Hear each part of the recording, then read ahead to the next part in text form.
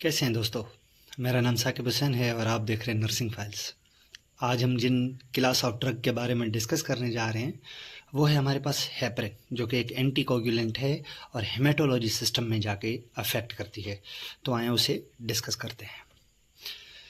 Heparin को discuss करने से पहले मैं आपको इस स्लाइड में जो है वो थ्रोम्बोसिस समझाऊंगा, जिसे हम बेसिकली ट्रीट करने के लिए हेपरिन यूज़ करते हैं। तो अगर हम हेपरिन की खाली डेफिनेशन की बात करें तो ये क्या करती है कि इंटरफेयर करती है normal process of plasma protein, जिसे हम आम लफ्ज़ों में कहते हैं कोगुलेशन फैक्टर। अगर हम थ्रोम्बोसिस की बात करें तो थ्रोम्बोसिस जैसे आम लफ्ज़ों में कोगुलेशन करता कहते हैं, तो ये आपकी फॉर्मेशन इन्वॉल्व होता है ब्लड क्लॉट। तो थ्रोम्बोसिस जो है वो is a formation of blood clot inside blood vessels. अब जब ये ब्लड वेसल में एक ब्लड क्लॉट बन जाता है तो इसके नतीजे में क्या होता है कि ऑब्स्ट्रक्शन इन ब्लड फ्लो होता है इन सर्कुलेटरी सिस्टम। अगर ब्लड वेसल्स इंजर्ड ना भी हो तब भी क्या होता है कि कोई ऐसी सर्टेन कंडीशन होती हैं जिसमें क्या होता है कि ब्लड क्लॉट की फॉर्मेशन हो जाती है।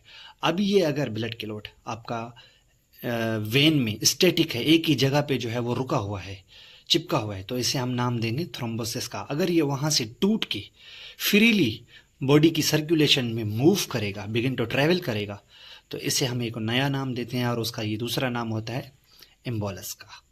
अगर हम थ्रोम्बोसिस की टाइप्स की बात करें तो ये बेसिकली दो किस्म की होती हैं, वीनस थ्रोम्बोसिस और आर्टरियल थ्रोम्बोसिस। वीनस थ्रोम्बोसिस की अगर हम बात करें तो ये बनते कैसे हैं, तो ये usually occurs in deep veins legs. किसकी वजह से? स्टेग्नेशन ऑफ ब्लड की वजह से, यानी ब्लड का स्लो होना या ठहर जाना और ब्लड जो है वो सही से सर्कुलेट ना हो पाना। किन पेशेंट में बेसिकली ये ज़्यादातर देखी जाती है? वो पेशेंट जो इमोबाइल होते हैं। कौन सी कंडीशन की वजह से इमोबाइल हो सकते हैं, घूम नहीं सकते? ऑपरेशन, प्रेगनेंसी या क्रोनिक इलनेसेस जैसे कि हिप और पेल्विस फ्रैक्चर की वजह से। रिस्क फैक्टर बेस के कुछ हो सकते हैं जिसकी वजह से वीनस थ्रोम्बोसिस बन सकता है। Genetic factors, obesity, bone fracture, history of thrombosis या ओरल कॉन्ट्रासेप्टिव जो कंटेन करती हैं एस्ट्रोजन। वो पेशेंट जिनकी सर्जरी होनी है, अगर वो एस्ट्रोजन ले रहे हैं तो उनकी 6 हफ्ते पहले बिफोर सर्जरी क्या करनी है? एस्ट्रोजन बंद करनी है हमने, कॉन्ट्रासेप्टिव्स। क्यों? क्योंकि इसकी वजह से क्या हो सकता है कि एम्बुलेंस की फॉर्मेशन हो सकती है। वो ड्रग्स, अब हम आते हैं अपने मेन टॉपिक की तरफ, वो ड्रग्स जो हमारे पास थ्रोम्बस की फॉर्मेशन को प्रिवेंट करने के लिए हम यूज़ करते हैं, देते हैं या ट्रीट करने के लिए देते हैं वीनस थ्रोम्बोसिस को। उन क्लास ऑफ मेडिकेशन को हम नाम देते हैं एंटी कोगुलेंट का, जिसमें दो अहम नाम आते हैं हमारे पास, हेपरिन एंड क्यूमरेंस का। क्यूमरेंस में आपकी दो आती हैं, वारफ्रिन एंड फिनिडायोन। ठीक हो गया जी। अब हम डिस्कस करने जा रहे हैं हेपरिन को, तो आए हेपरिन को डिस्कस करते हैं। आपका बेसिक पक्का हो गया। हेपरिन है कि हमारे पास एक हेपरिन क्या है कि एक complex mixture of acidic substance है। अब ये नेचुरली भी पाया जाता है आपके बेसोफिल और मास्ट सेल के अंदर, और ये वेरी पोटेंट एंटीकोगुलेंट होता है। अगर इसके हम मैकेनिज्म ऑफ एक्शन की बात करें तो मैकेनिज्म ऑफ एक्शन इसका क्या होता है कि ये इन्हेंस करता है एंटीथ्रोम्बिन 3 की एक्टिविटी को। अब ये एंटीथ्रोम्बिन 3 की एक्टिविटी क्या है, अब मैं आपको ये समझाने के जा रहा हूँ। अब ये एंटीथ्रोम्बिन 3 क्या करता है आपका, बेसिकली ये आपका एंटीथ्रोम्बिन 3 है। अब ये क्या करेगा कि ये दो काम करेगा। एक क्या है कि ये 10A और ये दूसरा क्या है, ये 2A जो हमारे पास फैक्टर्स हैं, इनको जाके क्या करेगा, इनहिबिट करेगा। अब ये 10A के अगर हम इसकी काम की बात करें तो ये क्या करता है, आपके प्रोथ्रोम्बिन जो आपका क्या है, इमेच्योर है, इनएक्टिव है, प्रोथ्रोम्बिन को क्या करेगा, कन्वर्ट करेगा आपके पास थ्रोम्बिन में। ठीक हो गया। अब इस थ्रोम्बिन को हम नाम क्या देते हैं, 2A का। ठीक हो गया जी।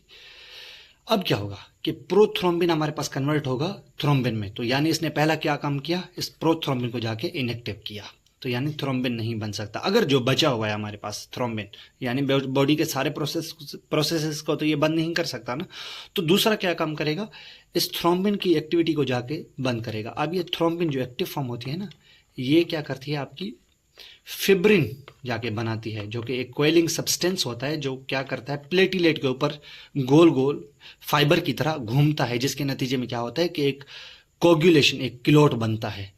तो एंटीथ्रोम्बिन 3 बहुत अच्छा काम कर रहा है, और ये काम किस तरह से करता है, दो फैक्टर्स को जाके जो है वो इनहिबिट करता है।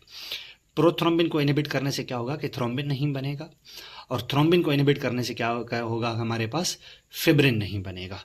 अब हमारे पास क्या हुआ कि एक तीर से दो शिकार हो गए। इसी तरह से ये क्या करता है, अपना काम करता है। तो वही चीज़ यहाँ पे लिखी हुई है कि एंटी थ्रोम्बिन क्या करता है, इनहिबिट करता है आपके फैक्टर 10A और फैक्टर 2A को। 2A को हम नाम देते हैं थ्रोम्बिन का। अब ये 10A का काम क्या होता है कि ये प्रोथ्रोम्बिन को कन्वर्ट करता है थ्रोम्बिन में। अब ये अगर प्रोथ्रोम्बिन थ्रोम्बिन में कन्वर्ट नहीं होगा तो ये क्या नहीं कर पाएगा, फिब्रिन नहीं बना पाएगा। तो मेन हमारे पास टारगेट क्या है, फिब्रिन का नाम बनना। अच्छा, हेपरिन क्या करता है, हेपरिन का अहम काम ये होता है कि हेपरिन हमारे पास कोगुलेशन को रोक तो नहीं सकता, लेकिन क्या करता है कि इसकी जो टाइम पीरियड होता है ना, इसको बहुत स्लो करता है, प्रोलॉन्ग कर देता है। तो हमारा मेन मकसद जो अचीवमेंट होती है ना, ताकि कोगुलेशन कम से कम हो, हमारे पास एक ब्लड क्लॉट जो है ना वो जितनी स्पीड से बन रहा है या ब्लड जो है वो आपकी क्लॉट हो रही है वो कम से कम हो हमारे पास। तो क्या कहती है, हम करती है हमारे पास, ये जाके ब्लड को थिन करती है। अब ये आपके पास हेपरिन रही, दो फॉर्म्स में आती है बेसिकली, सबकुटेनियस, हमारे पास क्या कि दो फॉर्म्स में आती है ये आपकी, ये सबकुटेनियस और इंट्रावीनस के थ्रू। ठीक हो गया जी। अब हम एडमिनिस्ट्रेशन ऑफ हेपरिन की बात करें, नर्सिंग कंसिडरेशन के हवाले से बहुत अहम है ये चीज़ समझना और पेशेंट को एजुकेट करने के लिए। एडमिनिस्ट्रेशन ऑफ हेपरिन की बात करें तो ये एब्जॉर्ब माउथ के थ्रू नहीं होती आपकी, ठीक है, और ये जनरली गिविंग दी जाती है आपके इंट्रावीनसली या सबकुटेनियसली के थ्रू। अब हेपरिन क्या करती है, अगर हमारे पास generally observe within minutes, heparin जब भी पेशेंट को देते हैं ना तो उसका इफेक्ट जो है वो विद इन मिनट्स के थ्रू जो है वो हम ऑब्जर्व कर लेते हैं। उसके अलावा क्या होता है कि हमारे पास इसको इन्फ्यूजन के थ्रू हमेशा दिया जाता है, इन्फ्यूजन पंप के थ्रू। यहाँ पे आपको ये दिखाया गया है, ये आपका इन्फ्यूजन पंप है। अगर ये टर्शरी प्राइमरी केयर में अवेलेबल ना हो और आपको ये डॉक्टर रिकमेंड कर रहा है, उसने प्रिस्क्राइब की है, आपने देनी है, तो उसकी प्रिस्क्रिप्शन के ही ज़रिए अगर वो ऑर्डर कर रहा है कि आपको इसको जो है वो नॉर्मल सेलाइन या 5% डेक्सट्रोज के थ्रू भी दे सकते हैं अगर आपके पास इन्फ्यूजन सिरिंज पंप मौजूद नहीं है।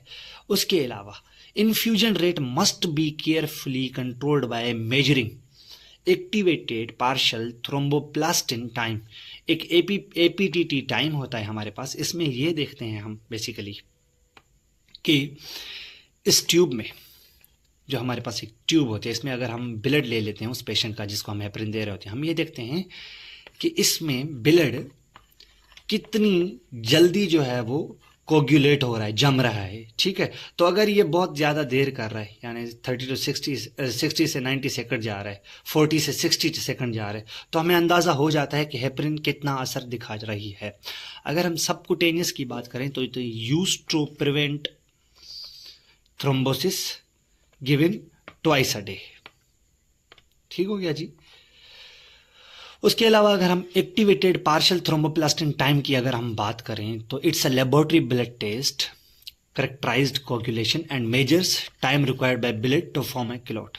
एक कितना टाइम चाहिए ब्लड को एक क्लॉट की फॉर्मेशन के लिए, नॉर्मल जो वैल्यू होती है वो आपकी 30 to 40 सेकेंड होती है।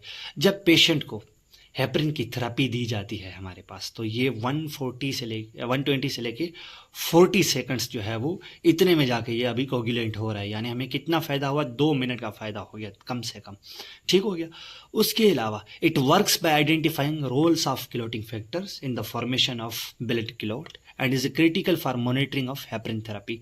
पेशेंट को जब भी हेपरिन थेरेपी दी जाती है तो ये एपीटीटी लाजमी चेक किया जाता है पेशेंट का बार बार। इससे हमें ये अंदाज़ा हो रहा होता है कि हेपरिन अपना कितना असर दिखा रही है और कितने सेकंड्स में जो है वो ब्लड क्लॉट हो रहा है। नॉर्मल कितने में होता है, 30 to 40 सेकंड में। ठीक हो गया। अब जब हेपरिन दे रहे हैं तो ये तब कितने में हो रहा है, 120 to 140 सेकंड्स में। अगर इससे भी ये ज़्यादा प्रोलॉन्ग्ड हो रहा है आपका जो है वो क्या कहते हैं हम ब्लड क्लॉट, तो ये दूसरी डिजीज़ को भी क्या कर सकता है, इंडिकेट कर सकता है, जैसे आपकी haemophilia, insufficient clotting protein, von Willebrand disease, life long bleeding disorder और एनी ब्लड और लिवर पैथोलॉजिकल कंडीशन। लिवर की हम क्यों बात कर रहे हैं, लिवर की इसलिए हम बात कर रहे हैं क्योंकि ये एंटी थ्रोम्बिन जो 3 होता है ना बेसिकली, जो को हमारे पास ब्लड क्लॉट करवा रहा है, ब्लड क्लॉट को डिसॉल्व कर रहा होता है, तो ये क्या करता है कि ये आपका लिवर से बनता है। अगर ये लिवर से नहीं बनेगा तो ये हमें अंदाज़ा हो जाता है कि कोई ना कोई पेशेंट को लिवर की भी कंडीशन हो सकती है।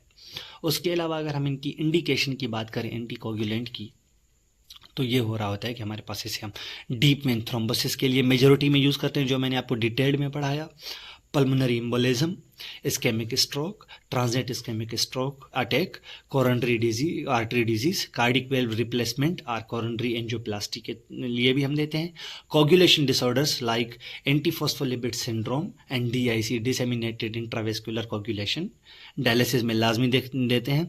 जो भी पेशेंट जिनका डायलिसिस वार्ड में ड्यूटी लगी है वो देखते होंगे कि हेपरिन दी जाती है।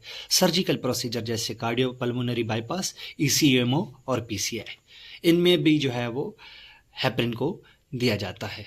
अगर हम इसके साइड इफ़ेक्ट की बात करें जो नर्सिंग कंसंट्रेशन में हमारे पास बहुत अहम है, अनड्यू ब्लीडिंग, पेशेंट को क्या होगा कि ज़्यादा ब्लीडिंग होगी, तो इसका एंटीडोट भी हमारे पास मौजूद है, और वो एंटीडोट का क्या नाम है, बहुत ही अहम है एग्जाम पॉइंट ऑफ व्यू से, protamine sulphate. Injection site reaction भी हो सकते हैं। हाइपरकैलेमिया पेशेंट को ज़्यादातर जो है वो आपका देखा जाता है। हाइपरकैलेमिया क्यों देखा जाता है, क्योंकि ये क्या करता है, एल्डोस्टेरोन की प्रोडक्शन को जाके सप्रेस करता है, जिसके नतीजे में क्या होता है कि पोटेशियम की एक्सक्रीशन बाय किडनीज बिल्कुल लो हो जाती है। हेपरिन इंड्यूस्ड थ्रोम्बोसाइटोपिनिया भी हो सकता है। ओस्टियोप्रोसिस भी पेशेंट को देखा जा सकता है। क्यों? क्योंकि ये इंटरफेयर करता है विटामिन के जो इन्वॉल्व होता है आपकी बोन मेटाबॉलिज्म में। अगर हम कॉन्ट्राइंडिकेशंस और क्वेश्चंस की बात करें जो कि नर्सिंग कंसंट्रेशन के हवाले से, कंसिडरेशन के हवाले से बहुत अहम है, पेशेंट की एक्टिव इंटरनल ब्लीडिंग है, नहीं देनी। ट्रॉमा इन पास्ट 3 मंथ हुआ है, नहीं देनी heparin. History of intracranial haemorrhage और इस्केमिक स्ट्रोक है पेशेंट को, नहीं देना। गैस्ट्रोइंटेस्टिनल अल्सर्स हैं, नहीं देनी। कोगुलोपैथीज ब्लीडिंग डिसऑर्डर है पेशेंट को, क्वेश्चन के साथ देते हैं हमेशा। थ्रोम्बोसाइटोपिनिया है, हिस्ट्री ऑफ हाइपरटेंशन है, बहुत ही नहीं देते हेपरिन। एंटीप्लेटिलेट एंड थ्रोम्बोलाइटिक मेडिकेशंस के साथ नहीं देते, इंक्रीज रिस्क ऑफ ब्लीडिंग हो जाता है। एलर्जीज तो पोरकाइन प्रोडक्ट्स, हेपेटिक और रीनल डिजीज, ठीक है। अब पोरकाइन क्यों कह रहे हैं हम यहाँ पे, पता है आपको? क्योंकि ये आपके पोर्क इंटेस्टाइन से भी हेपरिन बनती है।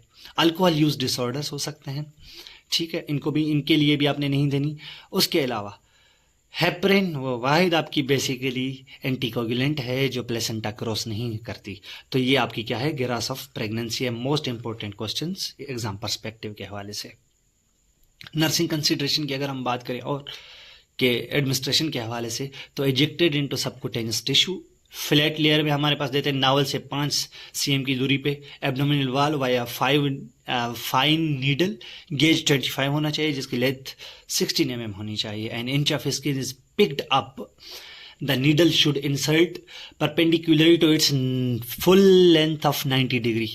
इसकी बेसिकली आप यूट्यूब पे जो आपको स्किल करवा रहे होते हैं उनकी वीडियो लाजमी देख लीजिएगा कि किस तरह से ये 90 के एंगल पे बिल्कुल सीधी परपेंडिकुलरली पेशेंट को लगाई जाती है नावल की 5 इंच की साइड पे।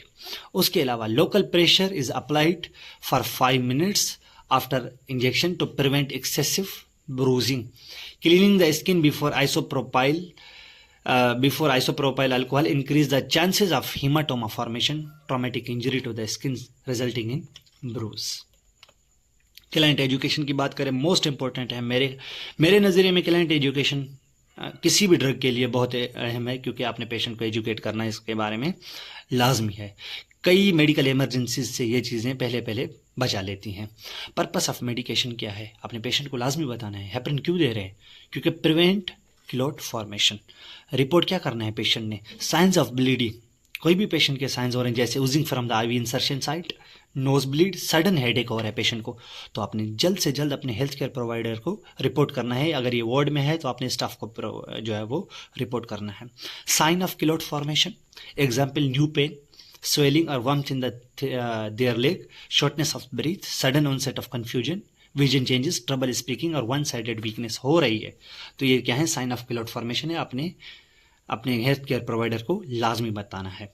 Teach bleeding precautions, soft bristle toothbrush patient को जो है वो यूज़ करना है हमेशा। Electric razor, avoiding medication that affect platelets, avoiding activities that cause injuries, कूदना, धक्के मुक्के लगाना, कोई ऐसी मजाक में हरकत भी नहीं करनी, अपने पेशेंट को जो है वो समझाना है, दोस्त जैसे आपस में करते हैं। तो क्या हो सकता है कि जब ब्लीड हो रहा होता है पेशेंट, अगर आपको चोट लगी तो उस चोट को रोकना बड़ा मुश्किल हो जाता है। कॉन्टैक्ट हेल्थ केयर प्रोवाइडर कब कॉन्टैक्ट करना चाहिए? जैसे माइनर ब्लीडिंग के साइंस हो, bleeding gums, nose bleeds longer than normal menstrual periods. Female patient को आपने ये समझाना है कि अगर नॉर्मल मेंस्ट्रुअल पीरियड्स की जो लेंथ होती है उससे ज़्यादा आ रहे हैं, लॉन्गर आ रहे हैं, तो अपने हेल्थ केयर प्रोवाइडर को अपने को लाजमी बताना है। क्लाइंट एजुकेशन कंटिन्यू है हमारे पास। Seek emergency medication care immediately. कौन सी ऐसी इमरजेंसी कंडीशन है जिसमें आपने सोचना नहीं है और डायरेक्ट आके हेल्थ केयर प्रोवाइडर के पास बताना है, उसे रिपोर्ट करना है? तो वो कौन सी हैं एमरजेंसीज हैं? फॉल और इंजरीज हो रही हैं, हेपरिन पेशेंट को दी हुई है और फॉल और इंजरीज हो गई, तो आपने हेल्थ केयर को बिना सोचे बताना है, लाजमी आना है। साइंस ऑफ सिग्निफिकेंट ब्लीडिंग हो रही है सच एज डार्क यूरिन और stool, coughing of blood, heavy bleeding from the minor cut और सडन बैक पेन, लाजमी बताना है हेल्थ केयर प्रोवाइडर को। भाई आपने उसे समझाना है कि आपने हॉस्पिटल की तरफ भागना है जल्द से जल्द। Sign of clot formation, new leg pain हो, swelling, warm, shortness of breath, sudden onset confusion, vision changes, trouble speaking और वन साइडेड वीकनेस अगर ये हो रही हैं तो आपने जल्द से जल्द अपने हेल्थ केयर प्रोवाइडर को बताना है। Thank you so much.